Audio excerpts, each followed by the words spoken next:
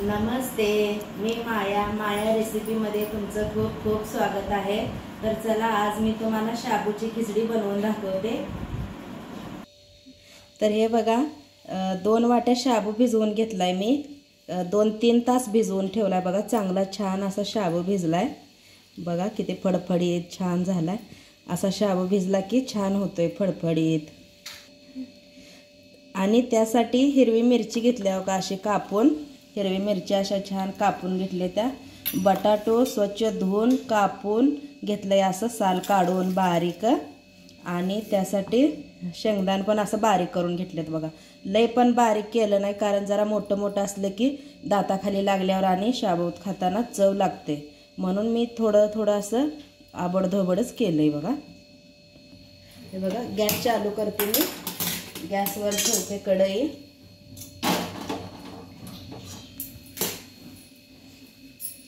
हे बघा, कढईत वतूया तेल।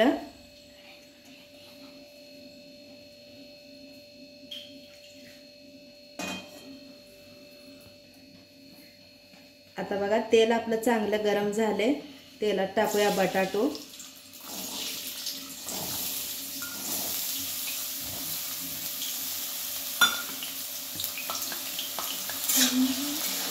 बटाटो पहिला असं छान भाजून घ्यायचं बघा।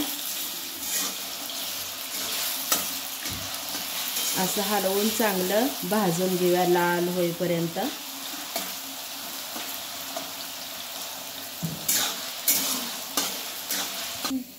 हे बघा, शेंगदाणा आपण हे असं शाबूत असं वतून ह्याला मिक्स करून घेऊया चांगलं। आता असं मिक्स केलं की भाजताना लगेच भाजतंय चांगलं व्यवस्थित, त्यामुळे पहिला असं सगळं मिक्स करून घ्यायचं बघा।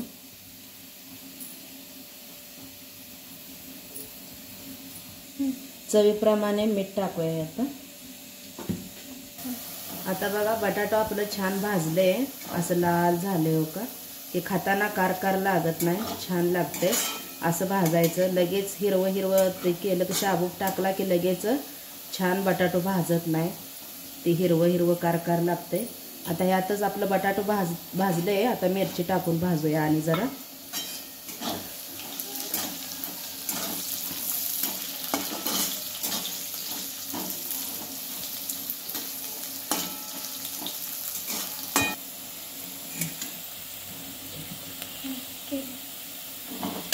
हे बघा, आपलं बटाटो आता छान भाजले, मिरची पण छान भाजल्या बघू शकताय।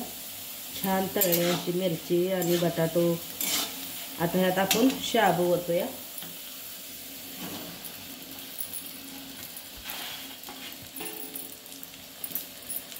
शाबू ओतून आता असं छान मिक्स करून घेऊया बघा।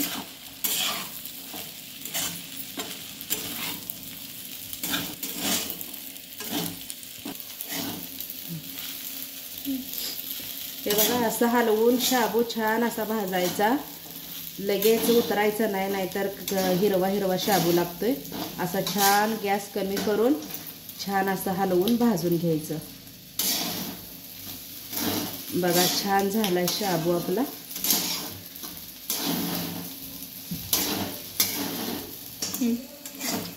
बघा, आता शाबूची खिचडी आपली बनवून तयार आहे।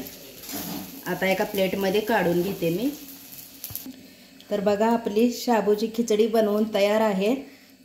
कशी वाटली मला कमेंटमध्ये नक्की सांगा। चॅनलवर नवीन असाल तर चॅनलला सबस्क्राईब करा, शेअर करा, कमेंट करा। असंच उद्या भेटूया नवीन नवीन रेसिपीसोबत।